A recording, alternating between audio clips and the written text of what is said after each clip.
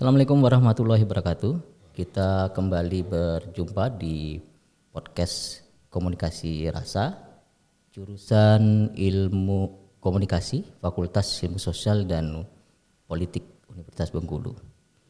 Kali ini kita akan membincangkan dan mendiskusikan mengenai tema lingkungan, khususnya jurnalisme lingkungan. Dan pada kesempatan kali ini di studio podcast sudah hadir narasumber kita, yaitu saya panggil Bang ya, Bang Firmansyah. Beliau adalah jurnalis dari kompas.com ya. Dan aktif juga di organisasi PWI atau AJI? Dulu pernah di AJI, ya. Sekarang sudah tidak aktif lagi. Oh, tidak aktif ya. Oke. Kita membicarakan masalah lingkungan karena lingkungan ini menjadi menarik untuk dibicarakan. Perubahan yang terjadi tidak saja di Indonesia, tetapi di luar juga sangat terkait dengan lingkungan, perubahan iklim, kemudian juga suhu yang kita rasakan dari tahun ke tahun semakin meningkat, kemudian juga abrasi ya di pinggiran pesisir pantai itu juga sangat terasa. Dan terakhir saya membaca Kompas di rubrik tematik bahwa Sumatera ini salah satu ancaman bencana itu sangat tinggi. Jadi ketika banjir sedikit saja kemudian sudah menggenang gitu ya. Jadi kita akan bicara lingkungan dalam perspektif jurnalistik dan nanti juga kita akan kaitkan dengan isu-isu politik. Ini jadi menarik. Namun sebelum kita berbincang lebih jauh mengenai tema-tema lingkungan yang akan kita bahas nantinya dan kasus-kasus yang akan kita angkat, mungkin Bang Firmansyah bisa menjelaskan terlebih dahulu apa sih sebenarnya jurnalisme lingkungan itu? Ya, Bismillahirrahmanirrahim. Assalamualaikum warahmatullahi wabarakatuh. Salam.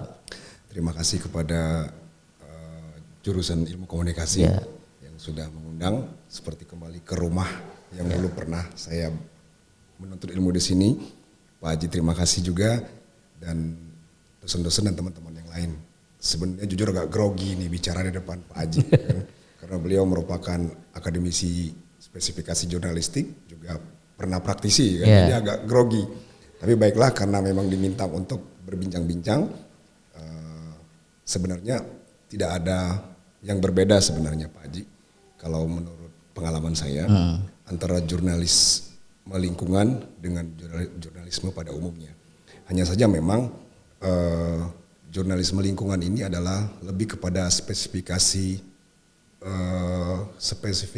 kecenderungan teman-teman jurnalis memilih isu-isu lingkungan. Ada banyak misalnya di kita ada misalnya kayak dokter lah, ada dokter umum dan ada dokter spesialis. Nah biasanya teman-teman jurnalis itu kalau dia jam terbangnya sudah agak banyak, maka dia akan memilih kecenderungan apa yang dia sukai. Ada misalnya jurnalisme lingkungan, ada jurnalisme budaya, ada jurnalisme sastra, ada jurnalisme teknologi, ekonomi dan lain-lain. Nah kebetulan memang pada hari ini karena memang basic saya di awalnya memang di mahasiswa pencinta alam dan saya tertarik di isu-isu lingkungan hidup. Secara kebetulan juga persoalan-persoalan lingkungan hidup di Bengkulu itu sebenarnya cukup urgen. Saya coba untuk mengambil langkah menspesifikasikan diri menjadi wartawan lingkungan hidup dengan misalnya berapa kali misalnya ikut training tentang jurnalisme lingkungan hidup dan juga tergabung dalam serikat wartawan jurnalisme lingkungan di SIEJ sampai dengan hari ini. Itu mungkin kira-kira Pak Haji. Jadi memang tidak ada hal yang khusus ya. Jadi seperti yang disampaikan ada budaya, politik, ekonomi. Tetapi memang ketika kita bicara lingkungan maka liputannya juga tidak lepas pada keterkaitan antara ekosistem di mana manusia itu berada gitu ya, yang kemudian dirasakan gitu. Nah kalau kita bicara jurnalisme lingkungan ya, yang sebenarnya paling menarik itu ketika misalnya Bang Firmansyah kan juga banyak ya long form journalism, kemudian juga strike journalism gitu. Nah kalau kita bicara tentang jurnalisme lingkungan, apakah kemudian fenomena jurnalisme lingkungan ini menjadi sesuatu hal yang khusus bukan diprioritaskan tetapi menjadi menjadi hal yang memang menjadi sesuatu tema yang menarik dibandingkan dengan misalnya budaya, politik atau ekonomi. Karena kita lihat berbagai jurnalis atau berbagai media ini mengkhususkan rubrik-rubrik yang temanya berkaitan dengan lingkungan. Ya, ada beberapa media yang memang fokusnya khusus liputan-liputan lingkungan, misalnya kalau di kita itu ada Munggah Baik Indonesia gitu kan. Dan itu kalau yang untuk khusus. Namun memang sebenarnya kita memilih jurnalisme tertentu itu memang karena biasanya panggilan rasa aja ya. Kalau sesuai dengan tema kita hari ini kan. Rasa seseorang pada sebuah tema, fenomena sosial yang ada di lingkungan dia, itu yang biasanya menarik dia untuk memfokuskan hasil-hasil karya jurnalistiknya pada rasa apa yang dia rasakan. Misalnya hari ini saya merasakan misalnya persoalan-persoalan lingkungan hidup. Tadi Pak Aji sebut misalnya bagaimana persoalan abrasi, bagaimana persoalan pemanasan global di Indonesia dan di global. Begitupun dengan bencana banjir dan longsor yang sering terjadi di Bengkulu. Nah, dari sini kita coba mengangkat bukan dalam bentuk kejadian saja, namun kita coba tarik ke hulunya, bahwasanya ini adalah ada sesuatu yang belum benar, belum benar dikelola baik itu oleh masyarakat maupun oleh pemerintah. Nah, kita dalam rangka mengadvokasi itu, ya kan, agar bagaimana kebijakan yang belum benar tadi coba dilakukan dalam sebuah kebijakan yang benar. Walaupun dijujur kami akui Pak Haji, isu-isu lingkungan hidup itu kadang belum menjadi perhatian menarik bagi para pemegang kebijakan, ya kan. Mereka akan menjadi menarik ketika isu lingkungan hidup itu terjadi dampak bencananya dan membunuh banyak orang. Itu akan panik. Nah, setelah misalnya korban yang berjatuhan itu dievakuasi, diberi bantuan-bantuan, maka dia akan hilang dengan sendirinya. Namun persoalan intinya tidak pernah diselesaikan. Nah, itu kadang yang membuat kita, ini harus terus diulang-ulang. Ibarat kalau kita kampanye dan iklan itu kan tidak bisa sekali dua kali. Kalau dalam teori-teori yang pernah Pak Haji ajarkan ke mahasiswa kita, harus berulang-ulang. Selalu ada keberlanjutan dalam pemberitaan. Tapi gini, kalau kita coba persempit ya, wilayah Bengkulu ini kan termasuk wilayah yang rentan bencana. Ketika kita bicara bencana juga ada kaitannya dengan lingkungan. Bang Firman saya juga beberapa kali membaca tulisan long form jurnalismenya, itu juga menarik. Saya baca pernah terkait dengan abrasi dengan gaya Fischer, kemudian juga dikonfirmasi dengan pihak instansi gitu ya. Sebenarnya berapa parah sih bencana yang akan kita hadapi ke depan di wilayah Bengkulu ini, kalau berdasarkan liputan yang sudah dilakukan oleh Bang Firman ini gimana? Kalau potensi bencana di Bengkulu itu lengkap, mulai dari laut, darat, dan gempa bumi, itu semua lengkap. Dan itu semua pernah terjadi dengan memakan korban jiwa yang sangat banyak gitu kan. Nah, namun yang menjadi kekhawatiran kita melihat bencana itu hanya pada korban nyawa saja. Padahal ternyata setelah kita telusuri lebih jauh, ada ketidakadilan di sini yang terjadi. Banyak sekali anak-anak putus sekolah akibat bencana, banyak sekali anak-anak yang tidak bisa menggantungkan cita-citanya akibat bencana, dan yang juga terjadi tingginya angka prostitusi dan kriminalitas akibat bencana. Jadi ini saya temukan secara tidak sengaja. Waktu itu sekitar mungkin 6 bulan yang lalu, saya coba menulis soal keadilan iklim, keadilan iklim dalam krisis iklim Indonesia. Saya waktu itu coba amati bagaimana abrasi yang terjadi di Bengkulu mulai dari Kaur sampai Muko-Muko. Di mana kalau 20 tahun yang lalu ditarik ke belakang, itu tanah petani-petani di pinggir sisir itu sekitar 1 hektar ke tengah laut. Dan itu merupakan rata-rata kebun cengkeh, kopi, dan kebun pala. Nah, hari ini itu sudah habis, ya kan. Setelah saya kejar-kejar lagi dengan beberapa pertanyaan, ternyata itu menghasilkan anak-anak yang tidak bisa melanjutkan kuliah lah. Kalau putus sekolah mungkin batas SMA rata-rata mereka ada. Namun kebanyakan dari mereka tidak bisa kuliah karena kebun yang merupakan tempat untuk mereka menghasilkan kebutuhan ekonomi dan kuliah anak-anaknya itu sudah hilang. Nah, akhirnya yang awalnya mereka bercita-cita ingin kuliah karena tidak ada dana, kebun sudah hilang di telan abrasi, mereka merantau. atau menjadi bekerja serabutan. Nah, kita temukan ada beberapa kasus mereka menjadi pelaku kriminalitas, bahkan ada yang menjadi pelaku prostitusi. Nah, ini yang tidak pernah kita highlight ya, bahwasanya krisis iklim itu sebenarnya melahirkan persoalan sosial. Persoalan sosial. Wah. Sangat banyak sekali itu, Pak Aji, mulai dari muko-muko sampai dengan kaur. Ya, itu yang memang sepertinya tidak terbaca oleh kita ya. Artinya bahwa lingkungan ini erat kaitannya terhadap persoalan-persoalan yang kemudian jika tidak ditanggapi secara serius itu akan melahirkan persoalan-persoalan baru ya. Pasti. Dan itu akan terus terjadi seperti itu ya. Iya. Dalam kacamata liputan jurnalistik itu ditemukan hal itu ya. Pak Haji, ditemukan tidak saja di persoalan abrasi itu kan. Itu dari sisi abrasi yang pernah saya buat. Iya. Dari sisi kehutanan pun seperti itu. Ini menarik juga nih. Dari sisi kehutanan misalnya. Alih fungsi hutan misalnya kan. Bagaimana misalnya kita banyak menduga sekarang misalnya Bengkulu mengusulkan berapa puluh ribu kawasan hutan ya kan, yang diturunkan. Ya. Ya kan. Nah, sementara di sisi yang lain ada rencana pertambangan di sebuah wilayah itu, dan ketika kita hubungkan ternyata memang kabupaten ini ada wilayah tambangnya, ya kan? Dan ternyata memang kabupaten ini yang paling banyak status kawasannya diturunkan. Saya sebutkan misalnya Seluma, ya kan ada sekitar 60.000 yang disetujui kan. Sementara di sana juga ada rencana pertambangan emas di situ.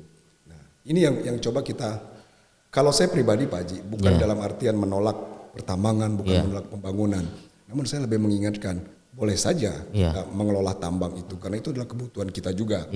Namun ada sisi humanismenya, ada sisi kearifan lokal, budaya dan mencintai lingkungan hidupnya, itu yang harus ditekankan. Nah, kita khawatir pada saat emas ini sudah dikelola misalnya kan, kita akan lupa bahwasanya ada ribuan masyarakat di sekitar pertambangan. Nah, bagaimana nasib mereka ini? Nah, kita coba untuk mendorong para pelaku kebijakan untuk mengingatkan itu.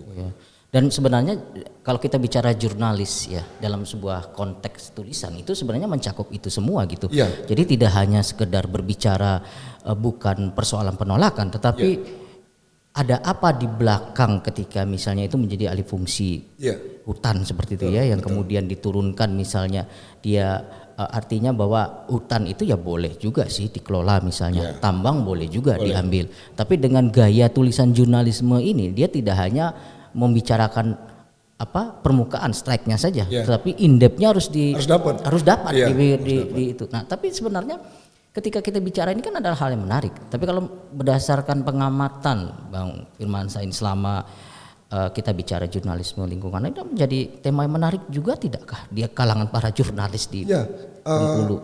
Sebenarnya Pak Haji, ini tetap menjadi bahasan yang menarik, kan?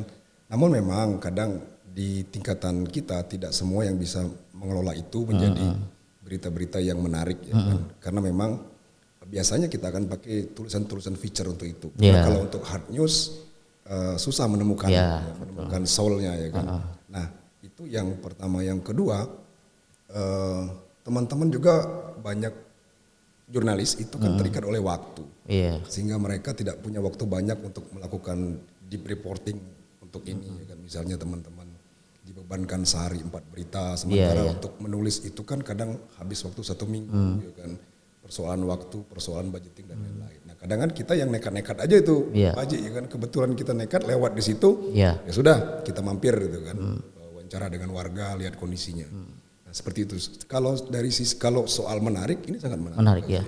Tapi ada nggak dampaknya dari tulisan yang pernah dibuat gitu, sehingga akhirnya itu menjadi kan gini, kita kadang-kala kan ini yang sebenarnya harusnya dipahami juga ya, karena dinamika digital sekarang ini kadang-kadang kan saya katakan kelemahannya adalah mereka itu kan langsung memberitakan tanpa melakukan verifikasi. Yang itu yang membedakan karya jurnalisme dengan citizen journalism yang kemudian dia menyampaikan. Tapi ada tidak kemudian ketika kita memberitakan itu ada dampak, artinya itu bisa merubah kebijakan seperti itu. Kalau sekarang kan kebijakan itu berarti ditentukan oleh viral tidaknya suatu isu yang disampaikan ya. Tapi kalau jurnalis yang membuat itu gimana? Ya, kalau untuk isu-isu lingkungan hidup di Bengkulu saya melihat dia akan bisa ditangani oleh pemegang kebijakan dalam hal ini kalau persoalannya itu jangka pendek.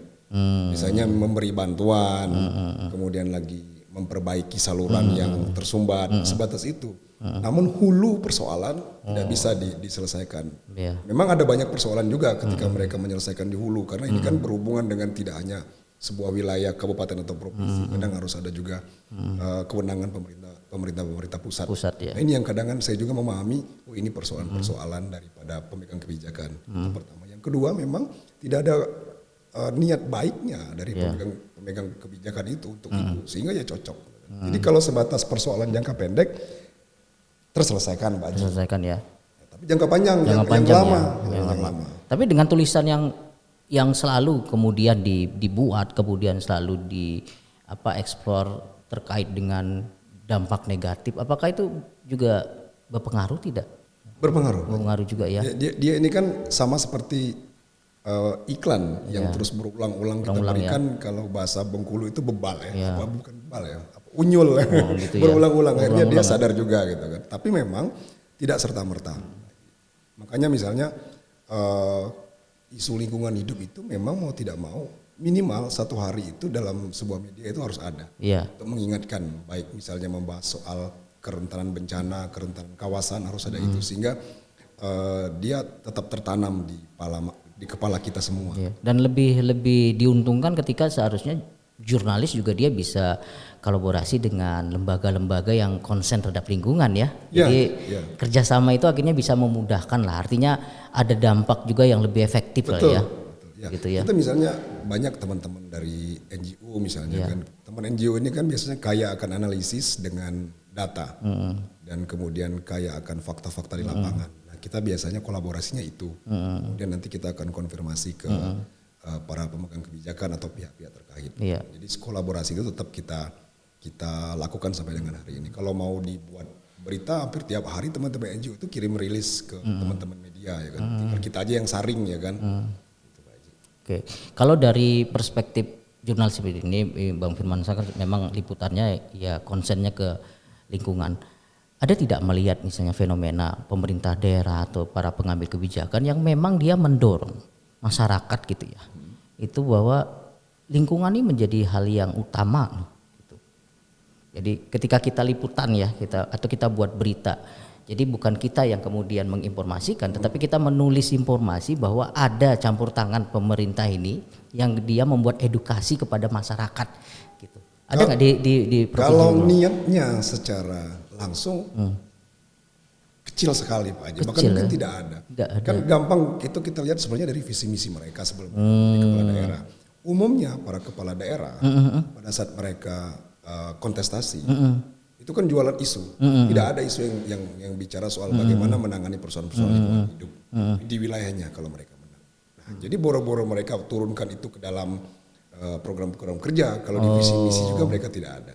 Kalau dikatakan mungkin kalau kita rajin mengumpulkan visi misi para kepala daerah hari ini yang jadi, mungkin tidak ada soal isu lingkungan hidup. Oh gitu ya. Jadi, tapi selama ini memang lingkungan itu tidak menjadi salah satu hal yang dijadikan kebijakan bagi para pengambil kebijakan di pemerintah daerah. Nggak ada atau sebagai belum terliput. Sebagai tulang punggung mungkin tidak ada. Tidak ada ya.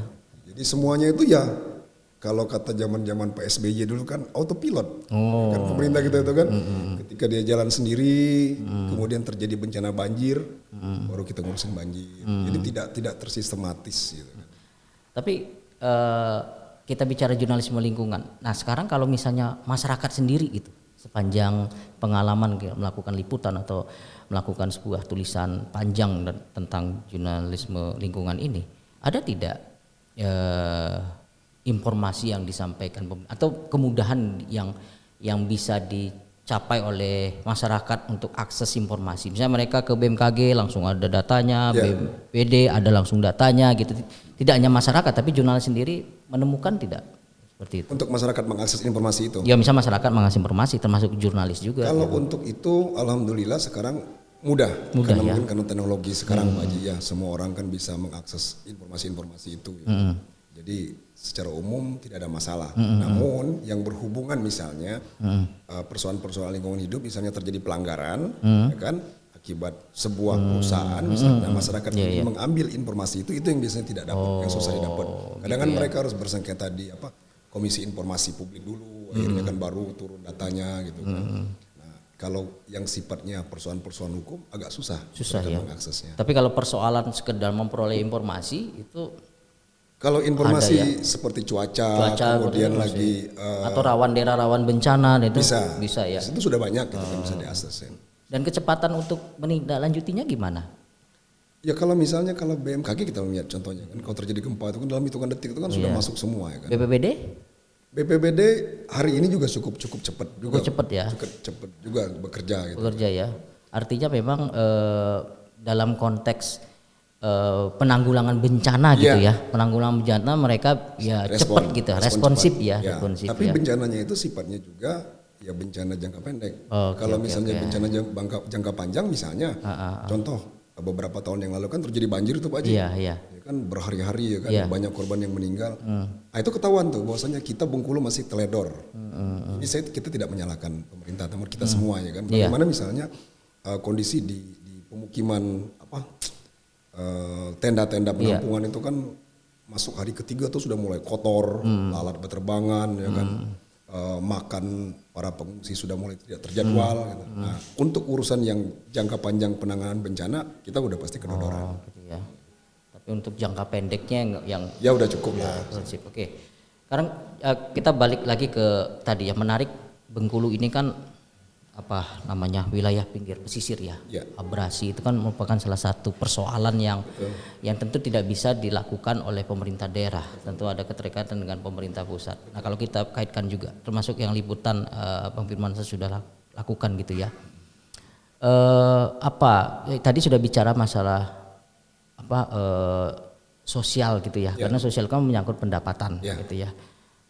Apa jangka panjangnya gitu yang sudah kita seorang jurnalis kemudian kita berikan solusi itu ada nggak itu dalam tulisan? Ya sebenarnya dari kita jurnalis kan kadang tidak bisa juga memberikan solusi, ya karena kadang kita juga dibatasi oleh soal kita tidak boleh berpendapat. Ya. Namun kita mendapatkan solusi itu dari masyarakat sejatinya. Ya kan? Sederhana masyarakat itu mereka katakan untuk menangani abrasi di wilayah kami, terutama di beberapa wilayah di pesisir kita Bengkulu itu. Harus ada sabuk permanen dan memang itu pasti mahal Pak Haji. Saya bisa hitung itu mungkin triliunan itu uangnya itu. Nah, setelah itu kata mereka baru ditanami dengan sabuk hijau mangrove. Ya kan? Selama ini mereka melakukan itu penanaman mangrove.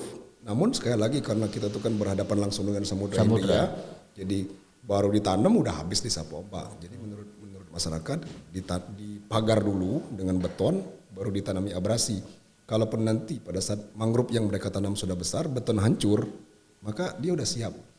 Nah itu yang sudah dilakukan oleh masyarakat. Dan masyarakat tuh mintanya itu sebenarnya per hari ini. Namun mungkin ya karena budgetnya besar ya itu yang membuat anggaran kita pasti terkuras Pak Haji. Jadi persoalan ya, meskipun memang tulisan yang kita buat itu memang berdasarkan hasil wawancara yang kita lakukan gitu ya terhadap masyarakat gitu. Tapi bisa juga Pak Haji menjadi sebuah kerja bersama ya. Levelnya udah level gubernur karena persoalan abrasi itu kan terjadi tidak di Bengkulu namun di Sumatera. Ya kan? Bisa saja misalnya para gubernur melakukan pertemuan ya kan mulai dari Lampung sampai dengan Aceh misalnya kan membahas gentingnya abrasi Sumatera ya kan. Saya pikir kalau itu mereka bersepakat duduk Jakarta akan turun langsung ya kan, dengan program-program apa yang bisa dilakukan. Namun kalau dikerjakan oleh gubernur sendiri saja agak repot kayaknya. Jadi isunya harus dinaikin menjadi isu Pulau Sumatera gitu kan. Iya betul juga ya. Jadi memang sesuatu hal yang penting gitu karena salah satu faktor ekonomi juga ditentukan bagaimana kemudian akses transportasi itu menjadi mudah kan seperti itu ya. Kan banyak jalan-jalan nasional kita sudah mulai hancur ya kan, akibat abrasi. Nah, ini juga menjadi alasan misalnya mengapa kita harus menyelamatkan Pulau Sumatera misalnya bahasa-bahasa atau seperti apalah. Tetap ada kerjasama antar para gubernur. Jadi memang tidak bisa tuntas dalam satu provinsi atau satu kabupaten ya. Betul. Nah, tema kita memang jurnalisme lingkungan, jadi tidak akan jauh dari itu. Nah kalau itu persoalan, kalau misalnya perubahan iklim atau cuaca itu juga menjadi salah satu hal yang menarik ya untuk digali. Sebenarnya kan abrasi juga dipacu oleh perubahan iklim itu ya kan. Kebetulan memang saya dapat rezeki bisa meliput di KTT Perubahan Iklim pada tahun 2015 membahas isu-isu itu. Ternyata memang Pak Haji suhu bumi itu sudah mulai naik 0, sekian derajat. Memang kecil 0, namun berpengaruh secara global. Dan panasnya itu semakin naik, mengakibatkan kalau pelajaran kita SMA ini Pak Haji ya, kutub itu mencair, itu mencair. Nah, ketika dia mencair maka akan semakin memenuhi ruang-ruang di daratan. Nah, itu juga sebenarnya yang membuat abrasi itu semakin menggila. Selain daripada naiknya suhu permukaan laut, juga memang perubahan iklim itu memang merubah banyak sifat, baik itu benda mati maupun benda hidup. Gitu kan. Ada banyak penelitian misalnya akibat perubahan iklim, misalnya nyamuk malaria itu kalau dulu bertahan hanya berapa hari umurnya, sekarang bisa panjang. Gitu kan. Dan itu berdampak kemana-mana. Belum lagi lemahnya sistem tubuh ya, karena panas yang terus meningkat itu ya kan. Jadi daya tahan tubuh manusia itu sudah mulai lemah akibat panas. Seperti di Bengkulu hari ini ya kan. Iya, kita rasakan ya. Rasakan ya kan. Berapa sudah ada yang hari ya, luar biasa. Sampai 33 sampai 34 ya kan. Nah, itu juga salah satu pemicu itu. Makanya misalnya kampanye-kampanye banyak pihak misalnya mengurangi buangan zat emisi karbon itu kan ditingkatkan, kemudian lagi mengubah bahan bakar dari BBM ke listrik. Namun sekali lagi ketika itu berubah ternyata tetap saja bahan bakarnya dari itu. Ya kan? Jadi memang persoalan kita tuh berputar-putar di situ. Iya, ya memang persoalan lingkungan ini juga tidak pernah habis ya, gitu. Apalagi kadang-kadang kita melihat beberapa kasus ya eksploitasi tambang yang sangat luar biasa, kemudian tadi yang saya katakan alih fungsi hutan yang sangat dilakukan secara besar-besaran itu ya sebenarnya tidak hanya jurnalis saja yang harusnya bertanggung jawab ya. Betul. Masyarakat juga harus menyadari bahwa lingkungan itu menjadi hal yang penting gitu untuk disampaikan. Nah, kita masuklah ini istilahnya produk lingkungan ini kan kadang menjadi bahan dagangan yang menarik ya, apalagi di tengah tahun politik seperti saat ini gitu ya. Itu kan selalu diperdebatkan, selalu diunggulkan gitu masing-masing. Nah, kalau tadi meskipun sudah disinggung ya, sebenarnya apa yang dalam perspektif jurnalistik ya, apa sih sebenarnya yang menarik lingkungan ini bisa dimunculkan sebagai barang dagangan lah tanda kutip gitu ya bagi para mereka yang terlibat dalam kontestasi politik pada saat ini. Ya, kalau saya melihat tahun politik Pak Haji adalah tahun di mana isu-isu yang terpendam itu bisa dimunculkan kembali. Di satu sisi saya menyukai kan kalau ada beberapa para politisi yang menjual isu lingkungan, isu HAM, isu-isu yang selama ini tidak pernah disentuh ya. Tidak apa-apa karena masyarakat dari perdebatan isu itu juga akan belajar ya. Maksudnya ini penting gitu kan. Saya menyukai itu. Namun menjadi tanda tanya kita ya kan. Itu justru tidak pernah muncul oleh para politisi. Ya kan? Tidak pernah muncul. Mereka bukan berani ya. Nantilah ngomong berani, mereka menempatkan isu-isu lingkungan hidup itu sebagai isu-isu prioritas. Tidak pernah ada bahkan. Ya kan? Selama proses liputan nih tidak pernah ada. Nggak ketemu. Lingkungan itu bagi para politisi ya sebatas jangan membuang sampah sembarangan ya kan. Kemudian lagi menjaga selokan itu benar. Itu bagian terkecilnya. Ya kan. Sebenarnya urusan membuang sampah tidak perlu turun tangan pemerintah. Karena masyarakat sudah melakukan itu Pak Haji kan. Misalnya contoh kita di rumah ya.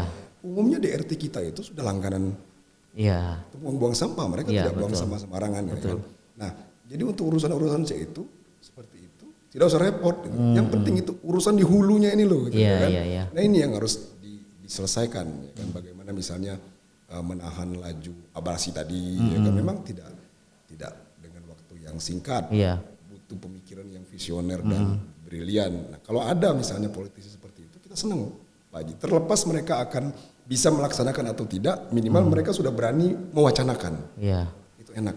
Atau mungkin karena ini ya, atau masyarakatnya yang tidak terlalu menyukai lingkungan atau kesadaran lingkungan yang kurang atau seperti apa. Tapi kalau dalam konteks yang lebih luas misalnya pemilihan presiden itu kan menjadi sebuah isu itu saya katakan diperdagangkan lah atau istilahnya saling saling lempar pertanyaan atau misalnya selama ini kurang memperhatikan lingkungan, maka kami akan membawa lingkungan itu menjadi satu isu yang menarik gitu ya. Tapi kalau kita tarik ke daerah, padahal kan persoalan bencana ini kan juga bukan hanya di pusat tapi lebih banyak juga di daerah. Itu sebenarnya dia ini tidak hanya di lingkungan politisi. Kan isu ini akan muncul misalnya dalam debat kandidat biasanya. Ya, betul. KPU tidak pernah mengeluarkan pertanyaan seperti itu. Beberapa waktu lalu pada saat pilkada misalnya teman-teman lingkungan hidup itu mengirimkan sejumlah pertanyaan untuk KPU agar ini ditanyakan kepada tapi tidak muncul. Ya kan? Artinya memang kesadaran itu juga, kesadaran tentang pentingnya isu lingkungan juga tidak ada di teman-teman penyelenggara di KPU. Nah, kita tidak tahu tahun ini, mungkin mudah-mudahan bisa diterima. Jadi sudahlah kita warganya juga santai kan, kita wartawannya juga santai, kan? Politisi juga, ya udah cocok gitu. Jadi nggak akan muncul isu ini pasti. Gitu ya. Akan muncul. Saya terakhir ada kurang lebih 2 bulan yang lalu baca di Reuters Institute gitu ya. Jadi memang ternyata dari proses liputan di Asia Tenggara ini sebenarnya isu lingkungan tuh ternyata Indonesia tidak pada posisi yang atas gitu untuk membahas lingkungan itu. Itu saya baca gitu ya. Jadi dari hasil data itu silakan dicek gitu. Tidak menempatkan itu bukan tidak menarik tetapi pada posisi keempat atau kelima gitu. Tapi kalau nggak salah saya Filipina itu menjadikan lingkungan tuh menjadi sebuah isu yang menarik untuk diberitakan oleh kalangan jurnalis gitu.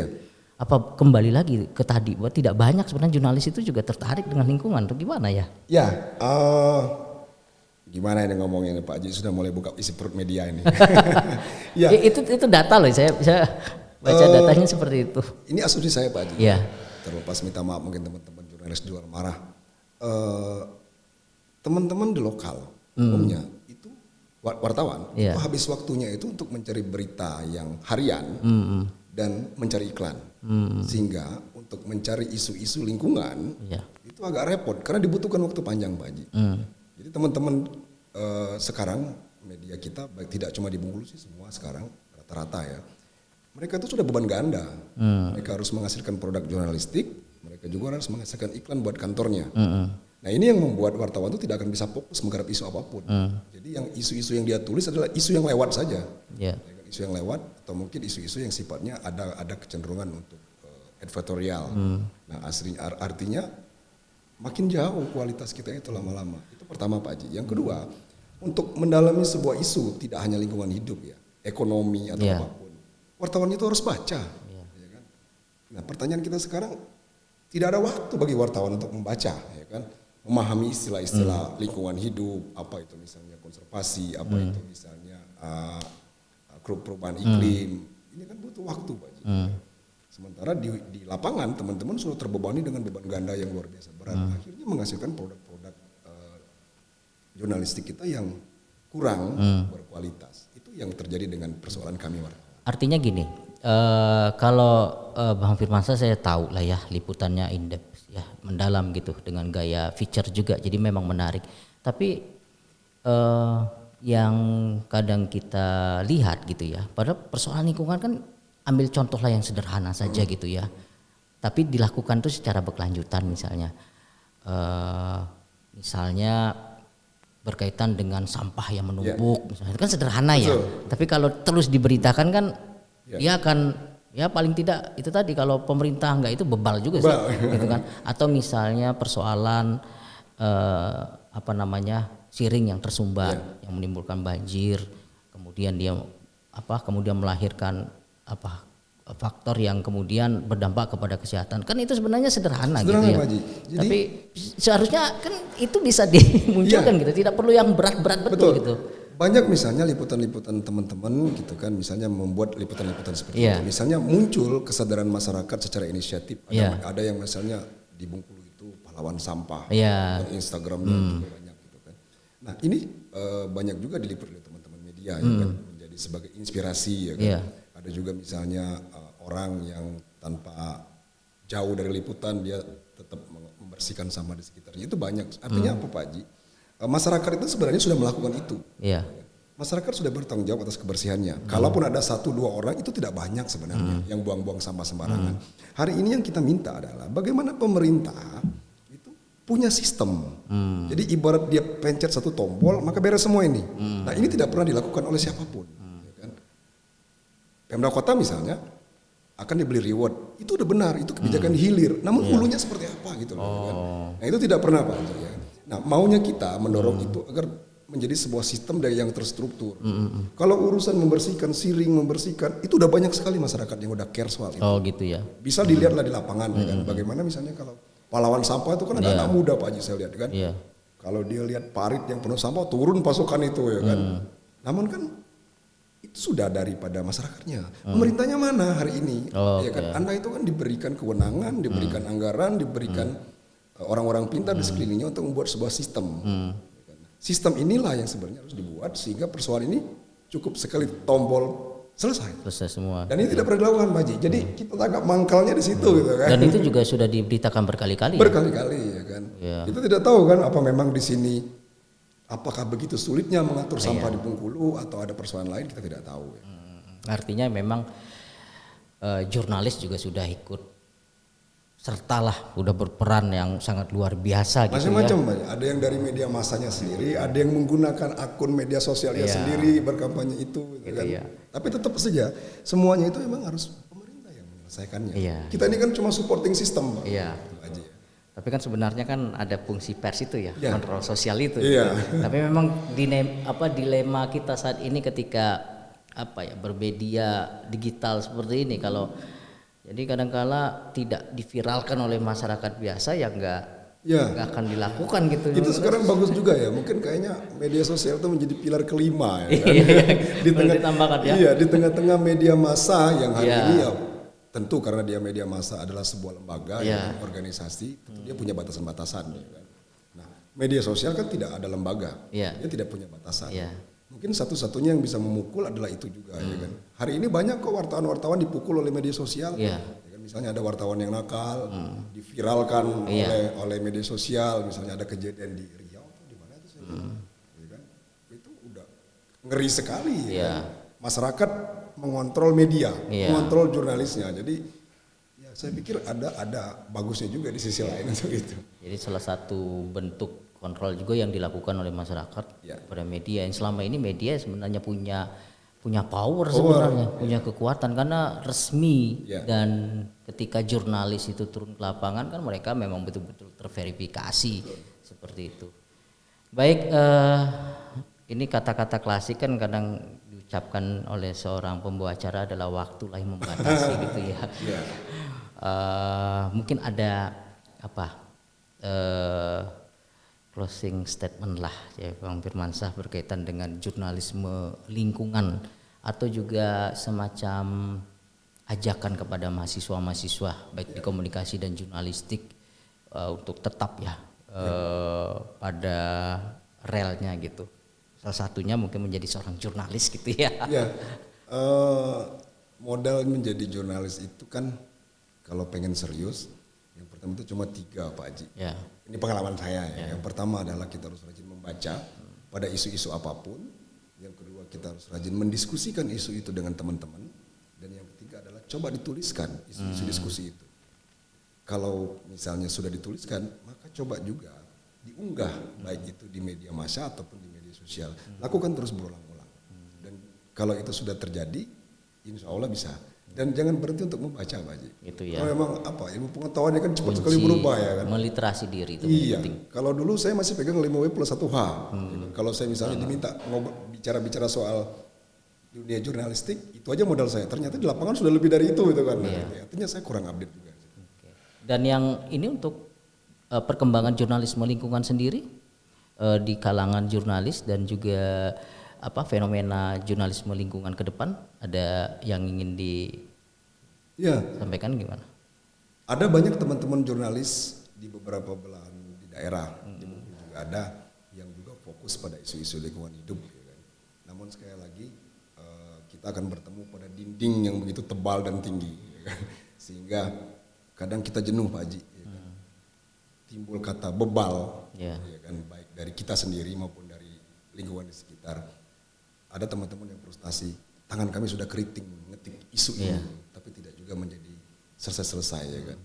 Namun sekali lagi saya menggunakan prinsip bahwasanya jurnalisme kenabian Pak Haji. Oh iya. Bosnya kita hanya memberikan pesan, ya kan? Nabi itu hanya memberikan pesan, kalau mau nurut nggak sudah, ya sudah kita berpegang pada itu saja. Jurnalisme mulia itu ya, tindakan mulia yang dilakukan oleh seorang jurnalis gitu ya. Karena perwakilan juga buat jurnalis kadang itu. Kita frustasi juga Pak Haji. Gitu. Karena salah kita juga membuat sebuah berita atau produk jurnalistik berharap ada perubahan dari itu. Sehingga ketika tidak terjadi perubahan dari itu, kita menjadi frustasi. Nah sekarang tidak usah dipikirkan, tulis-tulis saja. Apapun yang terjadi terjadilah, ya kan? Karena Tuhan yang atur itu semua. Yang terpenting adalah kita sudah mencoba, artinya kita sudah mencoba menguraikan persoalan-persoalan ya. Dan ternyata memang lingkungan ini bukanlah sesuatu hal yang dianggap mudah untuk diselesaikan. Jangan disepelekan. Ya, tidak disepelekan gitu. Dan ternyata dampaknya seperti tadi sudah disampaikan, ketika lingkungan tidak diperhatikan, yang akan muncul persoalan tidak hanya pada ekonomi, tapi ada pendidikan, ada sosial, yang itu menyangkut hak hidup masyarakat banyak. Dan yang paling mengerikan itu mengancam anak-anak. Oh itu ya. Pernah wawancara dengan Dr. Abdul Khair terkait perubahan iklim, suhu yang panas ini, dan juga udara. Dr. Khair katakan panas yang tinggi itu akan menyebabkan imun anak-anak itu lemah. Nah ketika imun anak-anak lemah, dia akan bisa masuk banyak penyakit tuh yang membahayakan ke depan. Itu akan berpengaruh kepada kekuatan fisiknya, pada kesehatannya, pada intelijensinya juga. Nah itu katanya yang berbahaya. Ditambah lagi kan sekarang stunting dan segala macam. Jadi generasi muda ke depan itu terancam juga Pak Haji, baik secara intelijensi, kesehatan akibat pemanasan global dan perubahan iklim. Nah menurutku mungkin isu-isu lingkungan hidup bisa saja dipertajam soal bagaimana nasib anak-anak Indonesia ke depan. Bisa juga disentuh bagian itunya. Karena kan kadang kita terjebak pada kebijakan wartawan ini kan. Betul. Saya itu sering sekali soal kebijakan politis. Tidak melihat ada masyarakat rentan. Salah satunya anak-anak. Jadi kalau seandainya tulisannya dikaitkan ke situ, bisa jadi ini akan menggugah para orang tua. Betul. Ini membahayakan peradaban berarti. Berarti memang ada perspektif lain ketika kita mencoba untuk menguraikan sebuah persoalan yang terkait dengan lingkungan. Salah satunya juga persoalan kesehatan, dan itu juga menyentuh anak-anak. Menarik sekali perbincangan kita, diskusi kita, dan mudah-mudahan kita bisa berdiskusi lagi nanti Bang Firman nanti lain kesempatan dan topik-topik yang lebih menarik. Saya akhiri podcast komunikasi rasa dari jurusan Ilmu Komunikasi. Wabillahi taufiq hidayah. Wassalamualaikum warahmatullahi wabarakatuh. Waalaikumsalam. Terima kasih Pak Haji.